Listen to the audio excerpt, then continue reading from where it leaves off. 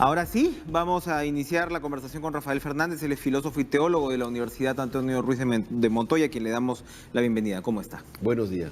Bueno, ¿el Papa es un reformista? Sí, ¿Sí? sin duda. ¿Cómo podemos responder a esa pregunta? Porque en una institución como la Iglesia tan grande y de tendencias que, Sí, pues. ¿no? que operan en su interior, pero claro, con una, no vamos a decir única voz hacia afuera, pero siempre son muy herméticas a veces estas discusiones. ¿Podría considerarse reformista Francisco en ese contexto? Yo creo que reformista lo ha mostrado desde el inicio, cuando nombró esta comisión de 9 cardenales, era una cosa nueva, 9 cardenales que se han reunido sistemáticamente para ver, no solo para cambiar, digamos, algunos miembros de la curia romana y qué sé yo, sino sobre todo también para cambiar la mentalidad de la curia romana. El famoso grupo, me refiero el C9, ¿no? Son los 9 cardenales que se reunido hace poco en diciembre. Y se reúnen todavía en febrero. Me parece que ya después de 4 años o 5 años de pontificado casi están llegando al final de su trabajo. Pero esta reforma sobre todo lo que busca es cambiar la mentalidad de la curia romana, ¿no? ¿Y cuáles han sido los efectos de estas Los recomendaciones de los efectos, cardenales? primero, una mentalidad más abierta al hecho de que la curia no debe trabajar solamente hacia adentro y ser autorreferencial. Todo el tiempo el Papa le ha fustigado a la curia romana esta especie de autorreferencialidad. Por lo tanto, esta curia trata de mirar también la evangelización, por lo tanto mirar hacia afuera. Y en ese sentido ha habido cosas concretas como renovación de varios cargos, por ejemplo la creación de algunos dicasterios son algunas oficinas, por ejemplo no existía el dicasterio para la familia y vida, laico, familia y vida, es un dicasterio nuevo, pero justamente muestra la preocupación de la Curia Vaticana ahora por estar conectada con una realidad preocupante como es la de la familia. En fin, podríamos seguir mencionando, bueno, por supuesto, cambio de varias de las cabezas. Hace poco decía en diciembre el Papa, bueno, cambiamos delicadamente a algunas personas y en vez de hacer un mea culpa, encima se ponen a decir que el Papa está mal informado.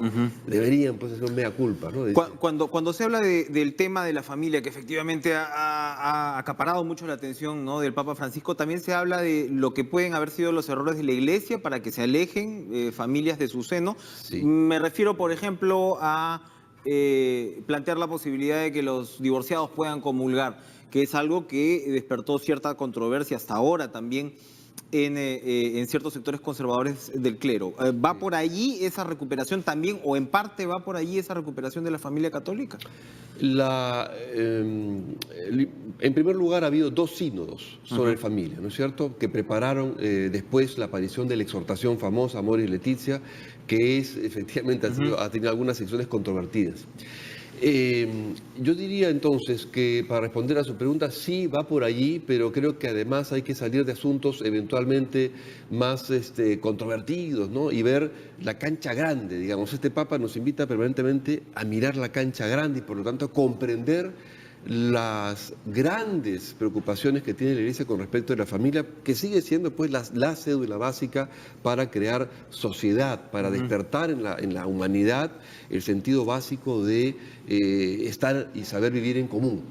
Ahora, cierto, esta exhortación ha dado esta posibilidad de que los divorciados vueltos a casar puedan comulgar, y lo dice en esta exhortación con una mirada misericordiosa, dice, bueno, finalmente tal vez es la Eucaristía precisamente lo que necesitan estas personas que están en una situación penosa también, en muchos casos sufrida, ¿no? También, porque yo no creo que a ninguna persona le interese pues divorciarse alegremente, es decir, es un proceso difícil, y el Papa, bueno, con esta mirada no autorreferencial, con esta mirada que sale de la Curia Vaticana, que mira hacia la realidad, dice, bueno, en realidad estas personas lo que necesitan es bien ser acompañados en ese proceso difícil. ¿Se abren las puertas a una modificación del rol de las mujeres dentro de la Iglesia? Sí, por cierto, exacto. Algunas de las reformas también de este Papa, algunas de las, o por lo menos promesas de reformas. ¿Por qué lo digo? Porque se ha creado también una comisión para ver el tema, por ejemplo, de las diaconisas. Las diaconisas son las mujeres que podrían asistir a los sacerdotes e incluso se dice llegar hasta impartir el bautismo. Efectivamente, ¿no? Actualmente los diáconos son quienes imparten el bautismo, pueden predicar en la Eucaristía, por oficio, entre otras funciones. No hay diaconisas. No hay actualmente. diaconisas, Ajá. pero Y se ha planteado la posibilidad efectivamente, y se hace actualmente un estudio histórico, o sea, hay que hacer un estudio no solo teológico, no se trata solamente de buena voluntad, en muchos casos el Papa podría tener muy buena voluntad, pero no se trata solo de buena voluntad, se trata de investigar, hacer un estudio con base histórica, y bueno, históricamente hay evidencias de diaconisas. El Papa tiene una forma de responder que aplica mucho el tema del discernimiento, que lo hemos hablado, ¿no? Sí, sí, Que sí. no es, pues, el discernimiento no es una característica, digamos, de la estructura conservadora. El discernimiento No, se supone que lo que hace es cuestiona, debate, a ver, veamos esto, no es vamos a verdad. tener temas vedados. Y cuando se le pregunta hace pocos meses sobre el tema del celibato opcional, ¿no? Porque claro, también la vocación sacerdotal también pasa por una crisis en muchos puntos, eso no es Exacto. ningún secreto. Y se ha planteado de, a ver, el tema no va por el asunto de los votos de castidad, que incluso en muchos casos también se asocia con el tema de la pedofilia, o sea, es decir, tiene toda una serie de consecuencias. Y el Papa, la respuesta que le daba, me parece, a un periodista en ese momento era bueno, en medio de este contexto, pues el tema del celibato opcional se discute, pero no es una opción, al final dice algo así, no es la respuesta, dice. ¿Puede abrirse también puertas en ese respecto? ¿Por qué no? ¿Por qué no? Es decir, una vez más, abrir puertas significa investigar. Bueno, investigar, discernir. Efectivamente, coincido totalmente con lo que acaba de decir. El discernimiento es una operación, digamos, de la capacidad espiritual que supone, bueno, preguntarse, decir, ¿por qué no? ¿No es cierto? Comenzar por este ¿por qué no? Y supone, repito, volver a la historia, ¿no? Es decir, en la historia, ¿es verdad que había esta posibilidad? Bueno, tal vez sí. En algunos momentos En algunos la hubo, momentos ¿no? de la historia, es decir, sabemos perfectamente que el celibato se impone en un momento determinado, por razones que pueden obedecer eventualmente al contexto político, por ejemplo, de algunos sacerdotes o qué sé yo, que podían beneficiar perversamente a la familia, qué sé yo. Entonces, en ese sentido, no es un imposible, pero claro, el Papa al final se cuida y dice, bueno, pero... Exacto, hay cierta Claro, ambivalencia en su respuesta sabe el también. Papa también que hacer cambios en la Iglesia, bueno, no es sencillo, y sabe que todos los cambios que tenga que hacer no los va a hacer él solo, por otra Exacto. parte. Todos los cambios que va a hacer va a suponer discernimiento y va a suponer grupos de estudio, grupos de trabajo, que justamente... parte de la reforma de la Curia Vaticana es aprender a trabajar en equipos, ¿no? Entonces crea el C9, crea el no sé qué cosa, crea el C7, va creando grupos que van investigando diversos temas. Y este podría ser, ¿por qué no?, un tema, y yo creo que es perfectamente válido, porque históricamente eso ocurría. Y en alguna iglesia oriental que tiene comunión con el Papa, existe el presbítero casado. Hay quienes señalan que la intolerancia frente a los excesos, en algunos casos de pedofilia que se pueden ver en la Iglesia, ha tenido más contenido en el discurso que en el fondo para el Papa Francisco. ¿Ha sido lo suficientemente enérgico, Francisco, para castigar este mal? Yo creo que sí. Ocurre que no conocemos todo lo que hace la Curia Vaticana y el Papa, en concreto con respecto a este tema, a estos penosos temas que aquejan a la Iglesia y a la sociedad en general, hay que decirlo. Sí, claro. O sea, hay que decir que es un mal de época también, y tendríamos que preguntarnos todo qué es lo que está pasando con nuestra manera de estar en la vida, ¿no? Es decir, en vez de disfrutar de la vida y de la sexualidad, desde el mundo, desde el cuerpo y desde lo profundo que es la sexualidad, algo estamos haciendo mal, digamos, en la sociedad, que está produciendo una serie de circunstancias también penosas. Ahora, la Iglesia se toma muy en serio eso, pero es verdad que se toma su tiempo. Es verdad que se toma Para su tiempo. finalizar, efectivamente, cuando uno dice se toma su tiempo, ¿cómo son los procesos de cambio en la Iglesia? ¿De qué podemos tener como referencias, ¿no? Porque claro, vivimos tiempos de mucha demanda de inmediatez, Sí, pues. ¿no? Y de otro lado, la institución católica tiene otro ritmo, tiene Sí. otra dirección. Sí, Si sí. queremos, digamos, vamos a decirlo así, si es que fuéramos críticos, el beneficio de la duda, lo que son los cambios dentro de la Iglesia, ¿de cuántos tiempos podríamos estar hablando? ¿Cuáles Bueno, son esos ritmos? Voy a responder de una manera un poco curiosa. Yo recuerdo cuando estaba en mis primeros años como jesuita, un jesuita me dijo, bueno, hay dos grandes tiempos que hay que distinguir, el tiempo cronos y el tiempo kairos. El tiempo cronos es el cronológico, el que manejamos todo el tiempo, que tiene que ver con el reloj digital, que tiene que ver con esta ansiedad porque todo va a 1000 por hora, con el teléfono sobre todo y con el internet, todo es rápido, todo es para ayer, todo, y me pasa a mí también en el trabajo de la universidad. Claro. Pero por otra parte tenemos el tiempo kairos. El tiempo kairos, que es una expresión bíblica y que tiene que ver más bien con el tiempo propicio, el tiempo oportuno.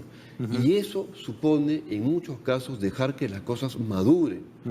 Sí, pues, a veces hay que dejar que maduren porque tenemos que tener claridad respecto, sobre todo si vamos a condenar a una persona o si vamos a cambiar una pauta o una costumbre. Tenemos que estar muy seguros de lo que vamos a hacer, porque eso puede provocar escozor o puede provocar eventualmente crisis. Puede provocar crisis. Y para evitar crisis hay que preparar incluso el terreno, hay que animar a la gente, hay que acompañarla, hay que decirles por qué es conveniente cambiar, hay que decirles por qué es conveniente hacer tal cosa o tal otra. No podemos cambiar de la noche a la mañana porque eso supone un empujón. O sea, si yo mañana decido, vamos ahora a ordenar mujeres, decide el Papa.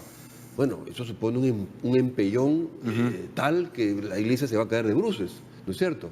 Incluso así estuviésemos de acuerdo, claro. Pero hay que esperar lo que se llama el tiempo kairos, que es el tiempo propicio. Y eso hay que dejarlo pues como la manzana en el fruto. A veces pues las decisiones al caballazo tienen precios, ¿no? Tienen precios bueno, ya sabemos lo podemos ver perfectamente. Podemos constatar, sí. Y bueno, ahí está pues el tema de los homosexuales, que no, el Papa ha tenido un esfuerzo también, yo creo, en alejarlo de, digamos, el centro de la discusión. Yo no sé si eso sea un avance o no, pero el hecho es que había pues hay de todas maneras muy entrelazado con lo político, con el activismo político, ciertos sectores conservadores católicos que quieren poner el tema homosexual en el centro, como la gran amenaza a la familia y demás.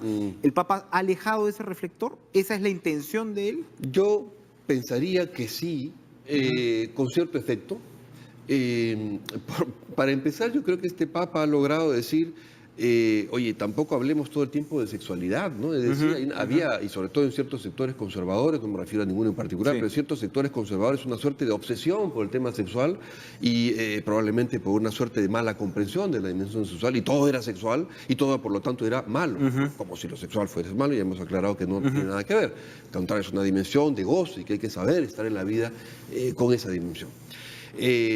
Ahora, primero creo que está tratando de cambiar eso. Entonces, efectivamente, cambian los reflectores hacia otros temas que son relevantes. Amazonía, inmigrantes, refugiados, etcétera, que son temas sociales relevantes hoy en día. Absolutamente humanitarios y muy ligados pues a la esencia de la iglesia. A la esencia de la iglesia. Es decir, ¿acaso Jesucristo hablaba todo el tiempo de sexo? Es decir, ¿cuántas veces habló Jesucristo en la Biblia de sexo? Ni una. O una de repente cuando habló de los eunucos por el reino. Pero entonces hay que sacar, digamos, ese tema y dejarlo donde debe estar. En una expresión de la vida y punto. Ahora, por otra parte, efectivamente, está esa famosa frase que parece que fue reveladora y ya la gente dejó pues de poner a los reflectores ahí cuando dijo esta frase famosa de ¿quién soy yo? ¿No? Para juzgar. Y parece que esa frase fue suficiente para desvestir una ideología que finalmente era muy nociva, no solo para la sociedad, sino para la iglesia. ¿Su decisión sobre el sodalicio tan pocos días antes de la visita tiene un significado también, digamos, político en ese sentido? Puede ser que sí, pero por otra parte nosotros sabíamos hace mucho tiempo que en el Vaticano no se había terminado el proceso y sabemos que no se ha terminado el proceso. Hay quienes no están informados y bueno, pueden emitir opiniones al respecto porque civilmente en el Perú se ha dicho tal cual o tal cosa, tal otra, que ha vencido el plazo, etcétera. Pero en el Vaticano, precisamente por los tiempos, el tiempo kairos, que he dicho, eso no ha vencido, el proceso sigue en parte. Lo que parece una sorpresa no es tal, entonces. No debería ser una sorpresa. Perfecto. Porque nosotros sabíamos que el proceso seguía en Roma y este es un punto dentro de un proceso que continúa y hay que saber que continúa. Rafael Fernández, jesuita, filósofo y teólogo de la Universidad Antonio Ruiz de Montoya, muchas gracias por acompañarnos esta mañana, muy interesante. Nuestro tiempo es el Cronos, así que bueno, tenemos que dejarlo por ahora, pero se quedan muchos temas en el tintero y vamos a irlos conversando pues en estos días a propósito de la visita del Papa. Gracias otra vez por acompañarnos.